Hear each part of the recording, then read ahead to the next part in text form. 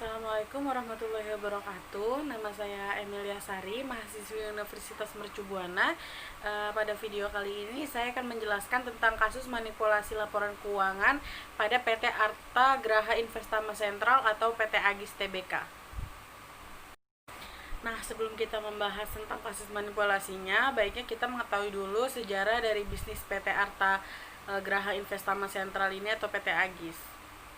Jadi, PT Arta Graha Investama Sentral atau yang lebih dikenal dengan PT Agis ini merupakan perusahaan induk atau holding company yang membawahi tiga perusahaan. Nah, perusahaan yang pertama itu bergerak di bidang distribusi perangkat elektronik dan produk telekomunikasi, yaitu PT Agis Elektronik.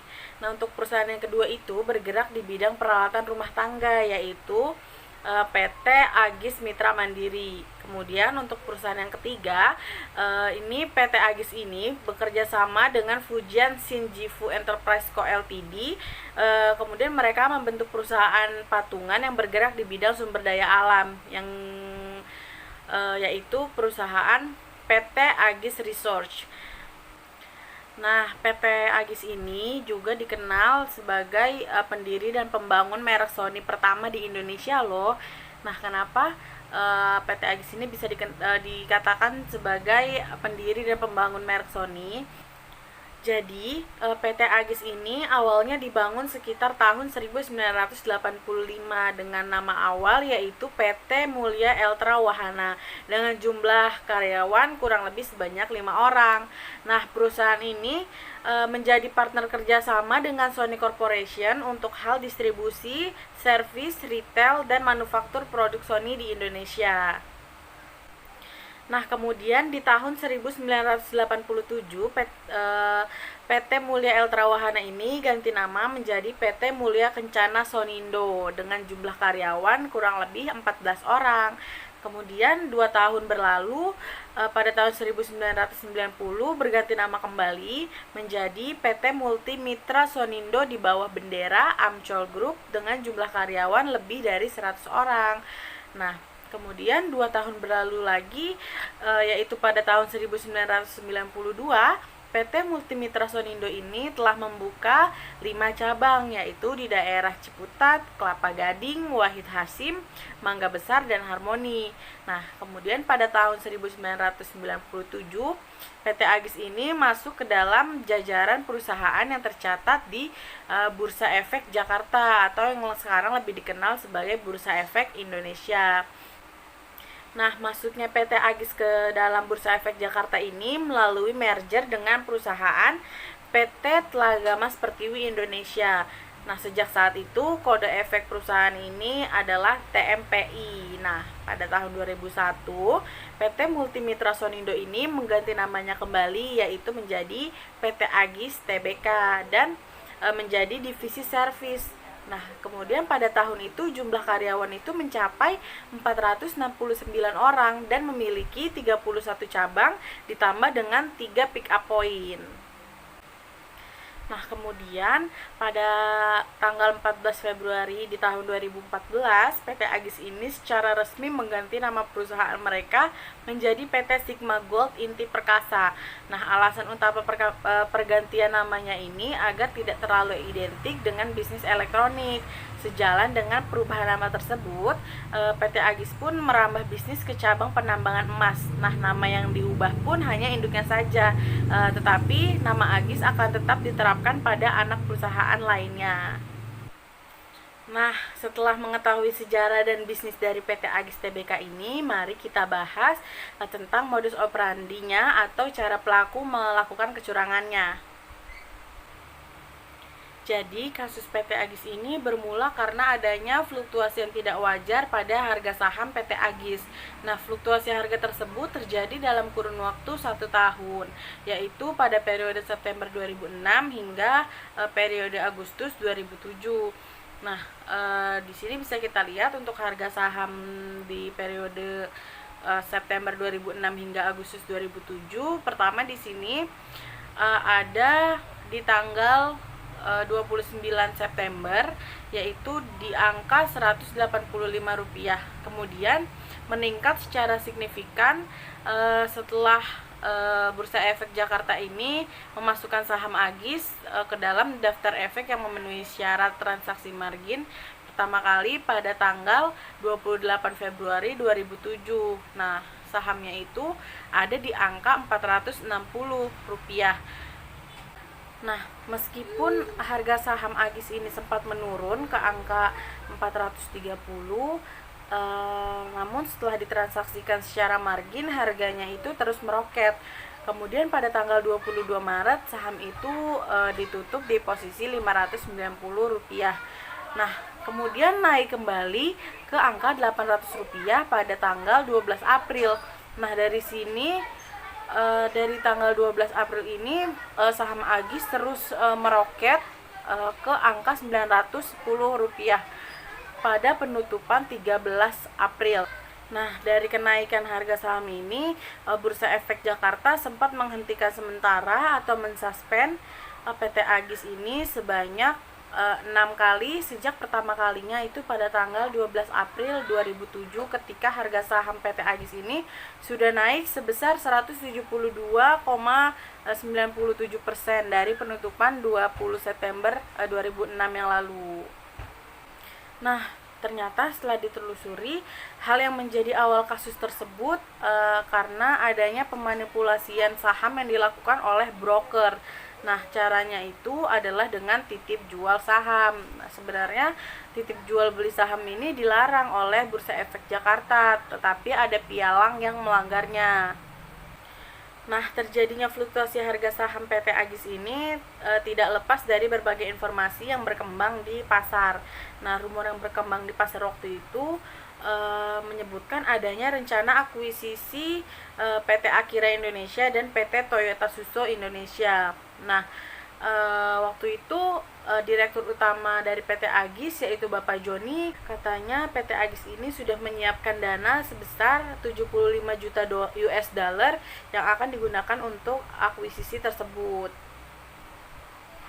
Nah, kasus fluktuasi harga saham PT Agis ini akhirnya mencapai titik klimaks pada tanggal 17 Desember 2007. Pada saat itu, Badan Pengawas Pasar Modal dan Lembaga Keuangan atau BAPEPAM menjatuhkan sanksi berupa denda sebesar 5 miliar kepada Direktur Utama PT Agis yaitu Bapak Joni Kesuma karena Bapak Joni ini dinilai telah memberikan informasi material secara tidak benar kepada publik. Dan juga Direktur Utama PT Agis Elektronik yaitu Bapak Bintoro yang juga menjabat sebagai Wakil Direktur Utama pada PT Agis, dan juga Ibu Eka Hikmawati Supriyadi selaku Direktur di PT Agis Elektronik dan PT Agis dikenai denda sebesar 1 miliar lantaran pelanggaran atas laporan keuangan PT Agis Elektronik yang dikonsolidasikan ke laporan keuangan PT Agis. Nah, ada juga 16 broker yang mendapatkan sanksi. Nah, sanksinya ini mulai dari sanksi administratif hingga sanksi pencabutan izin. Nah, sanksi ini diberikan kepada perusahaan efek yang terlibat aksi titip jual beli saham yang dilakukan di pasar modal. Bahkan BAPEPAM ini dengan tegas mencabut izin dari PT Republik Sekuritas karena kasus ini. Nah, informasi yang secara material tidak benar itu terkait dengan yang pertama itu pendapatan dua perusahaan yaitu PT Akira Indonesia dan PT Toyota Suso Indonesia yang akan diakuisisi oleh PT Agis. Nah, informasi pendapatan yang diberikan adalah sebesar 800 miliar rupiah. Padahal berdasarkan laporan keuangan perusahaan tersebut, total pendapatannya hanya sebesar 466,8 miliar rupiah.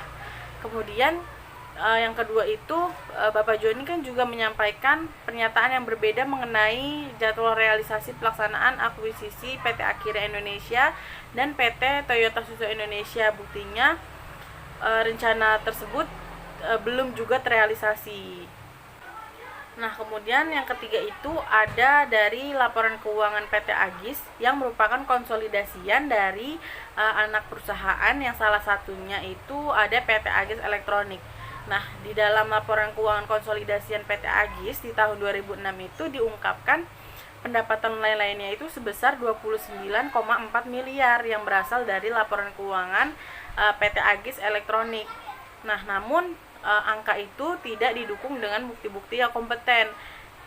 Kemudian laporan keuangan tersebut juga menyalahi prinsip akuntansi. Nah, dengan demikian pendapatan lain-lain dalam laporan keuangan PT Agis Elektronik ini menjadi tidak wajar. Begitu juga dengan laporan keuangan konsolidasian PT Agis yang juga tidak wajar. Nah, setelah kita mengetahui kasus manipulasi dari PT Agis ini, mari kita lakukan penilaian dari cost of framework yang berjalan di perusahaan PT Agis ini. Nah, seperti yang kita ketahui, cost of framework itu kan ada 5 komponen yang terdiri dari monitoring, information and communication, control activity, assessment, dan juga ada control environment. Dan menurut saya semua bagian dari cost of framework dari PT Agis ini tidak berjalan dengan baik. Nah, kenapa saya bilang cost of framework di PT Agis ini tidak berjalan dengan baik? Mari kita lihat dari per komponen yang ada di cost of framework. Yang pertama itu kan ada monitoring dan juga ada kontrol aktivitas. Nah, monitoring dan kontrol ini kan dilakukan oleh pimpinan untuk mengawasi kegiatan operasi agar sesuai dengan sistem pengendalian internalnya, dan semua aktivitas ini akan dikontrol agar sesuai dengan kebijakan dan prosedur. Makanya pengawasan ini memiliki peran yang sangat penting bagi perusahaan. Nah, dari sini aja kita sudah bisa lihat aktivitas pengawasan dan kontrol aktivitas ini tidak berjalan di PT Agis ini, karena seharusnya kan pengawasan itu dilakukan oleh pimpinan nih untuk mengawasi kegiatan operasinya agar sesuai dengan sistem pengendalian internal. Sedangkan pada kasus ini yang melakukan manipulasinya itu adalah pimpinan dari PT Agis itu sendiri. Dengan kata lain, orang yang harusnya mengawasi malah melakukan kecurangan atau manipulasi laporan keuangan. Kemudian untuk komponen kedua itu ada information and communication. Nah, perusahaan kan harus memberikan informasi dengan memenuhi syarat tepat waktu, relevan, dan juga akurat agar tidak ada kesalahan informasi yang akan berdampak pada pengambilan keputusan. Nah, pada kasus ini pimpinan perusahaan PT Agis pun menyampaikan informasi yang tidak akurat dan juga tidak tepat waktu. Contohnya pada saat menginformasikan pendapatan perusahaan yang akan diakuisisi tidak sesuai fakta. Kemudian penyampaian informasi di laporan keuangan laba rugi itu di pendapatan lain-lainnya itu tidak dengan bukti yang kompeten. Kemudian pada saat penginformasian pengakuisisiannya itu tidak terrealisasi. Nah, kemudian ada juga komponen control environment. Nah, pada control environment ini kan merupakan kondisi yang dibangun oleh perusahaan yang akan mempengaruhi efektivitas perusahaan. Nah, di sini ini karyawan di dalam perusahaan itu dituntut untuk memiliki integritas dan juga nilai etika yang tinggi, karena ini kan dapat berfungsi sebagai internal control dalam perusahaan yang dimulai dari individu dalam perusahaan itu sendiri. Nah, hal tersebut agar dapat mengurangi misalnya kayak korupsi yang disebabkan oleh moral SDM yang rendah. Nah, pada PT Agis ini kan seharusnya perusahaan ini kan mencari SDM dengan nilai etika yang tinggi.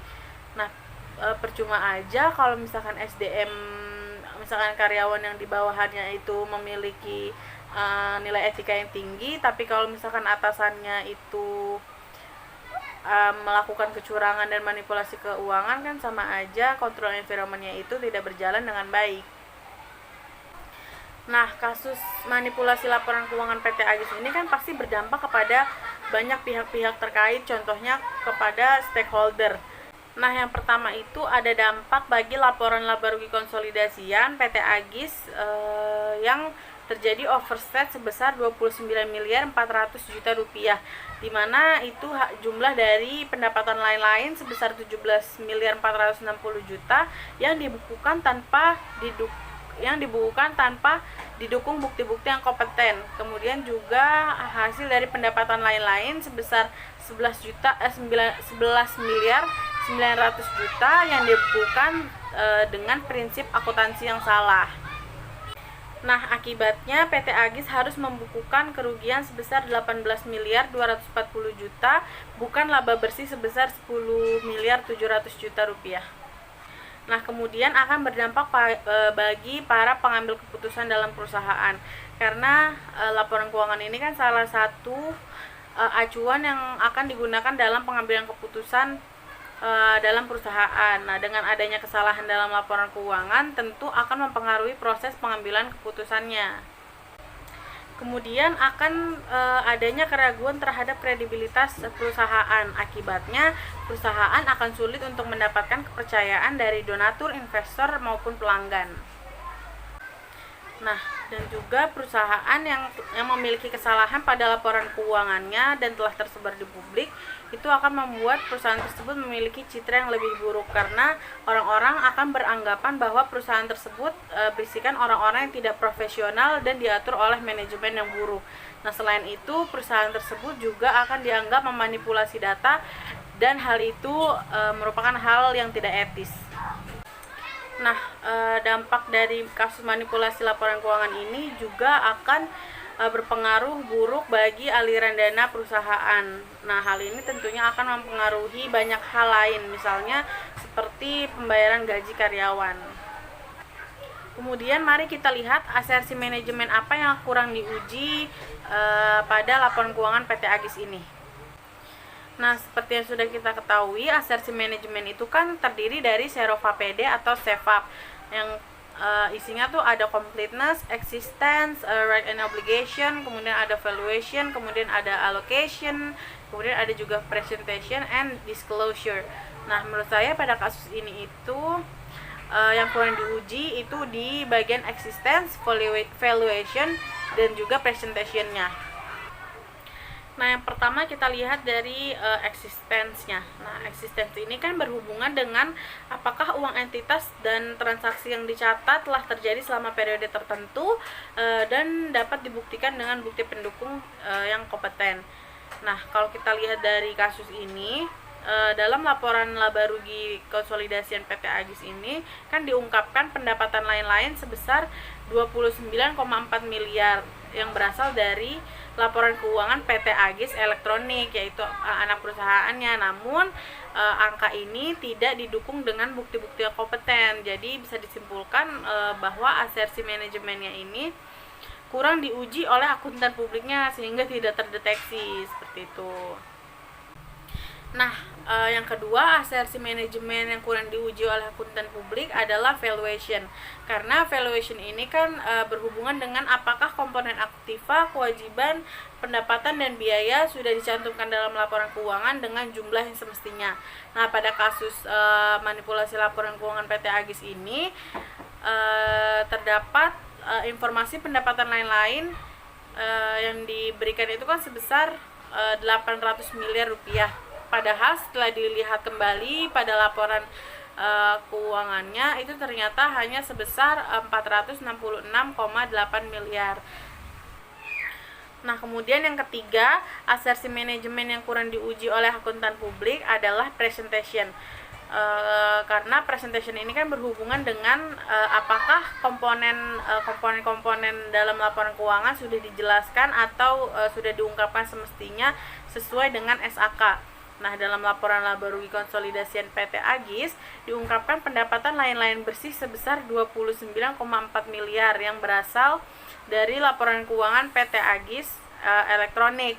Nah, jumlah tersebut tidak didukung dengan bukti-bukti yang kompeten. Nah, makanya laporan keuangan tersebut juga menyalahi prinsip akuntansi. Dengan demikian, pendapatan lain-lain dalam laporan PT Agis Elektronik ini menjadi tidak wajar. Begitu juga dengan laporan keuangan konsolidasian PT Agis yang juga tidak wajar. Nah, dalam melakukan pengauditan kan ada dua pengujian yang selalu dilakukan pada saat audit. Yang pertama itu ada pengujian pengendalian atau test of control. Nah, yang kedua itu ada pengujian substantif atau substantif test. Nah, dalam pengujian substantif itu masih terdapat 3 pengujian lagi, yaitu yang pertama ada pengujian substantif atas transaksi atau biasanya disebut dengan substantif test of transaction atau STOT. Kemudian yang kedua ada pengujian substantif atas saldo atau test of detail balance atau TDB. Kemudian ada pengujian substantif analitis atau substantif analytical procedure atau SAP. Nah, dari seluruh pengujian yang tadi saya sebutkan, menurut saya pengujian yang kurang dilakukan oleh auditor pada kasus ini adalah pada pengujian pengendaliannya dan juga pengujian substantif atas transaksinya. Nah, yang pertama dalam pengujian pengendaliannya. Pengujian pengendaliannya ini kan dalam pengujian pengendalian ini kan terdapat 4 prosedur yang dapat dilakukan dalam pengujian pengendalian. Yang pertama itu kan bisa wawancara kepada para karyawannya. Yang kedua melakukan pengamatan terhadap karyawan dalam melaksanakan tugasnya. Kemudian melakukan inspeksi dokumen, catatan dan laporan-laporannya. Kemudian mengulang kembali pelaksanaan pengendalian oleh auditor. Nah, pengujian pengendalian yang dilakukan pada audit ini kan agar mampu membantu auditor untuk membuat suatu pertimbangan mengenai risiko salah saji yang material dalam asersi laporan keuangan. Nah, pengujian pengendalian yang dilakukan oleh auditor juga kan diharapkan mampu mengungkap dan mencegah kesalahan-kesalahan yang sengaja maupun tidak disengaja dilakukan oleh seseorang. Nah, pengujian kedua yang kurang dilakukan oleh auditor menurut saya itu ada dalam pengujian substantif atas transaksinya. Karena pada pengujian ini seharusnya auditor dapat menilai apakah laporan keuangannya ini sudah sesuai pada Serofa PD atau tidak. Nah, pada tahap ini juga seharusnya dilakukan uji pada masing-masing akun. Nah, akun yang diuji ini kan adalah akun yang dinilai bermasalah oleh auditor. Nah, cara mengumpulkan dan menganalisis datanya dapat dilakukan dengan observasi, tracing, analisis, wawancara, rekalkulasi dan lain-lainnya. Nah, sesuai dengan kaidah Serofa PD, dilihat ada salah sajinya atau tidak, lengkap atau tidak, dan hak dan kewajiban perusahaan ini benar-benar dijalankan atau tidak. Kemudian penyajian dan pengungkapannya ini sudah sesuai dengan SAK atau belum. Nah, dan kenyataannya auditor tidak mampu mendeteksi salah saji material yang terdapat pada laporan laba rugi PT Agis Tbk ini. Sekian penjelasan saya terkait kasus manipulasi laporan keuangan PT Agis. Mohon maaf bila ada kekurangan maupun kesalahan dalam penjelasan. Kurang lebihnya mohon maaf. Wabillahi taufiq wal hidayah. Wassalamualaikum warahmatullahi wabarakatuh.